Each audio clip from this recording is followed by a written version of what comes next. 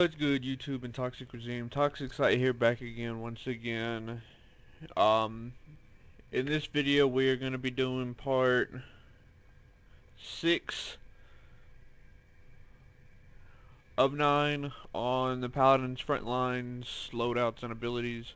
In this video, we are going to be covering Torvald. His legendary talents are alternating currents, which increase recharge duration by 1.5 seconds. Direct current that nullify deals 450 more damage. Thanks Grandpa, increase the duration of protection by 2 seconds. And field study, allies affected by protection gain an additional 30% damage while shielded. In my opinion, Torvald is not really viable in comp as a solo tank. But if you had another secondary tank or a main tank, he'd do fine. And also, in my opinion, alternating current, which only increases your recharge duration by 1.5 seconds, isn't all that great. And thanks Grandpa, while it does increase the duration of protection by 2 seconds, which we'll go over what protection is here in a second, it doesn't really alter the game all that much. So it's direct current that nullify deals 450 more damage, and field study that allies affected by protection gain an additional 30% damage while shielded. We're first going to go over nullify, or direct current, I mean. Nullify, which the loadout I use whenever I use direct current is Infusion 4, which activating nullify heals you for 200. Scribe's Whip 5, reduce the cooldown of Nullify by 5 seconds. Rune Turret 2, enemies affected by Nullify receive 30 reduced healing for 3 seconds, which is the equivalent of Cot, but for Cot 1 yeah, I think it's Cot 1 for 3 seconds. Increase your base maximum health by 450 and gain 14% crowd control and slow reduction.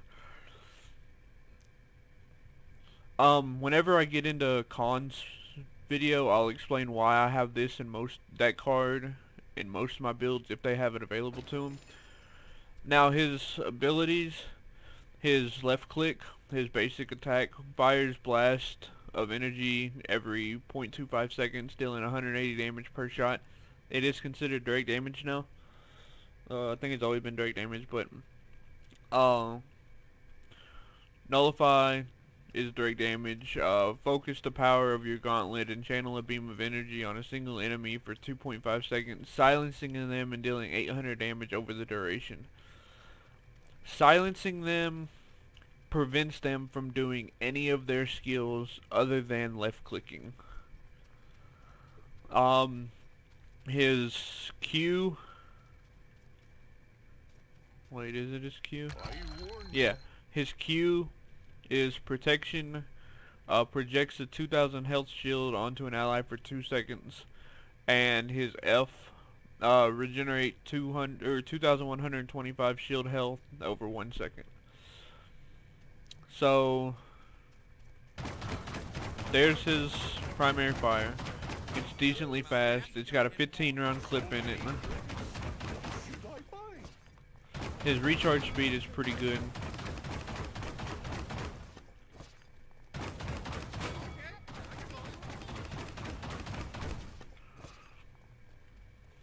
His right click is nullify, which they wouldn't be able to do any of their skills during it. I gotta come over here. His protection does put a shield on that only lasts for 2 seconds.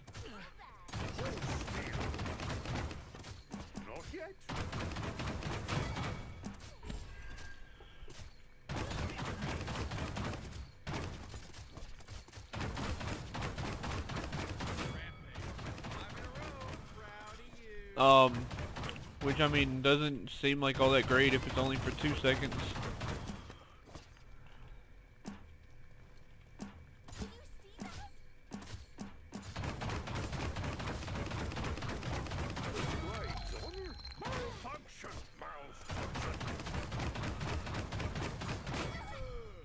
take damage so that you can see that other ability actually work.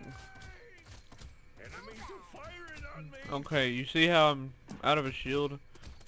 I'll use my F and recharge my shield, which will heal me and it'll replenish the shield at the same time.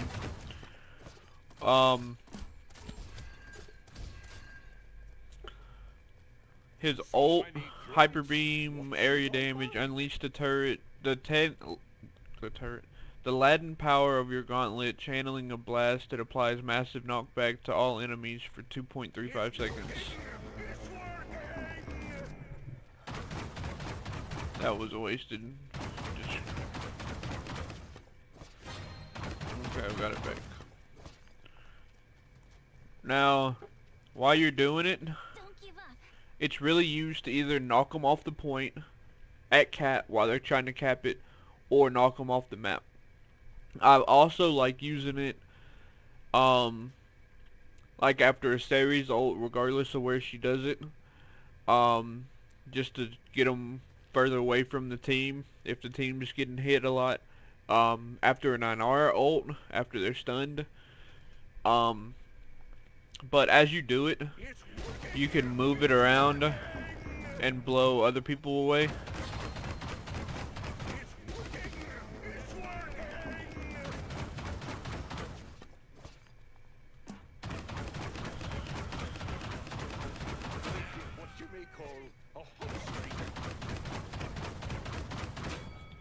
Now what I would do card-wise for him is, of course, like always, check on these three. His attack does do fair fast shooting to get Wrecker or caught, but like I said, leave Wrecker mainly to your damages unless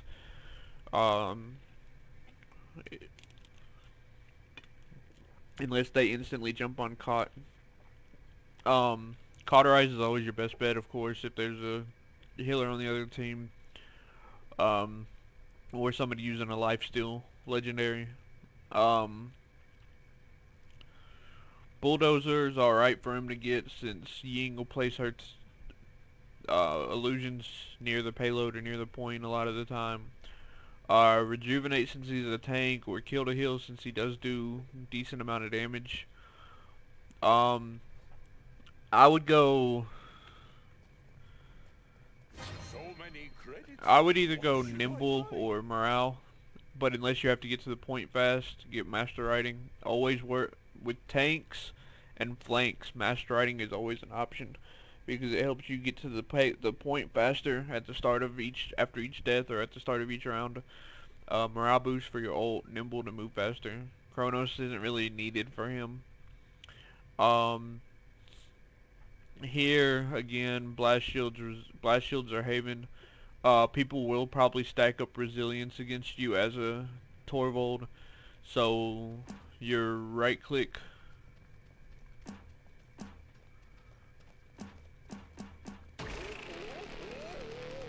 will last longer, and your ult will affect them for a little less time.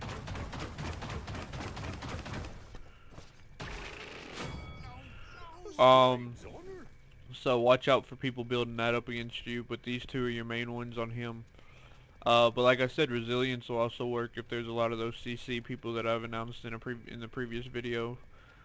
Now we're gonna go on to my personal favorite one, Field Study. Activating protection heals you for 200, Life Giver 4. Time Shaper 5, reduce the cooldown of protection by 2.5 seconds. Glyph of the Healing 3, increase your base maximum HP by 450. Rune Turret, enemies affected by Nullify receive 15. And Wind Dancer, protection grants 20% movement speed to its target for 2 seconds.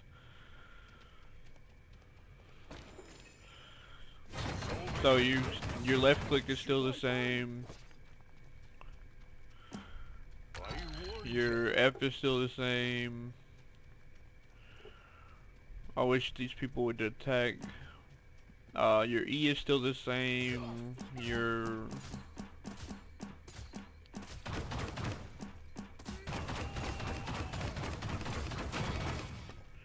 Your right click is still the same. I'm not in a good room to show it off.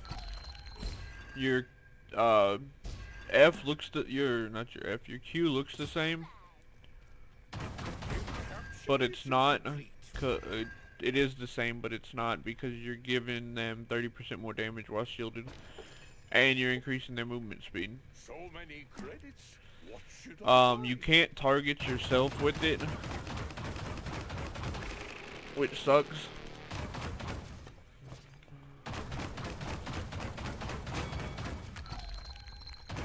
It's working. It's working.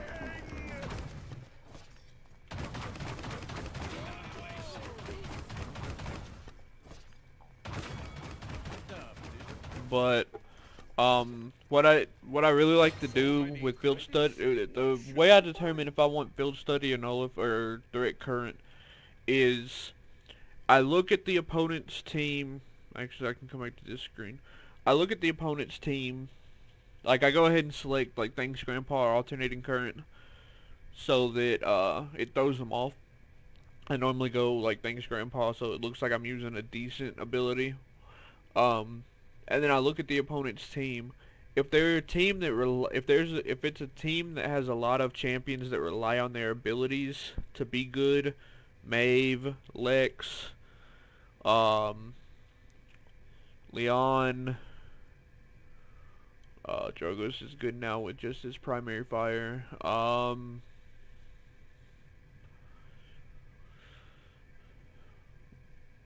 Who else? There's a lot of people that rely on their abilities to be good and not just their left click.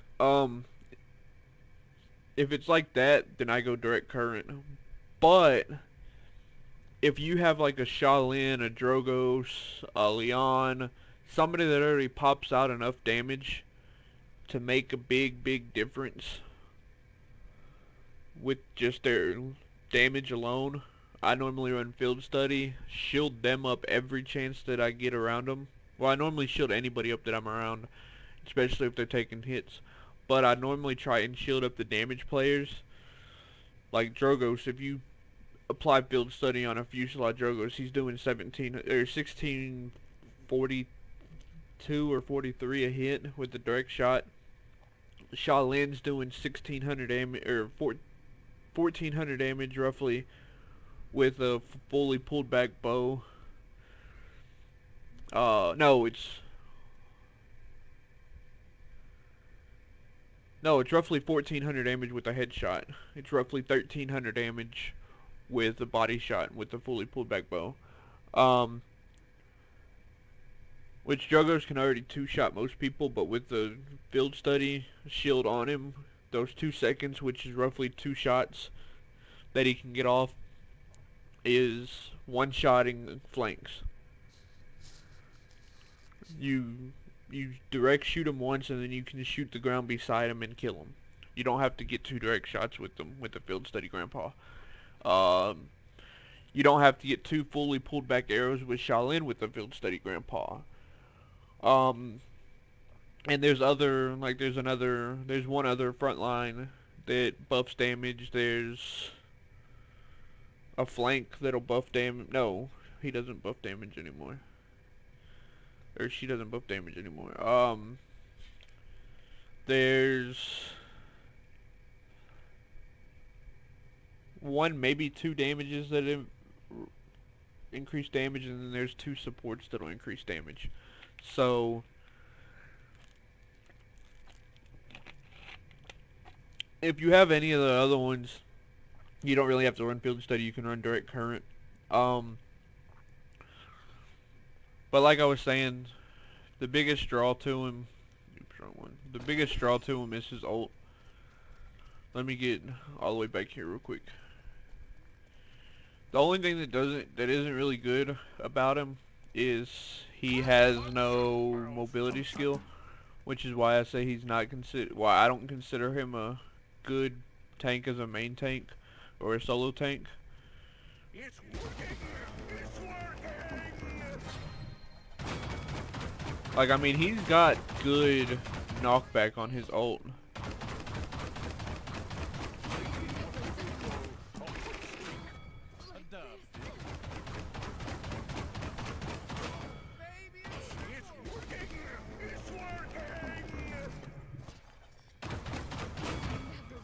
But So like I many was saying, if you credits. have What if should another I person buy? picks a tank, Torvald's decent as a secondary. You just gotta know how to play him since he has no mobility.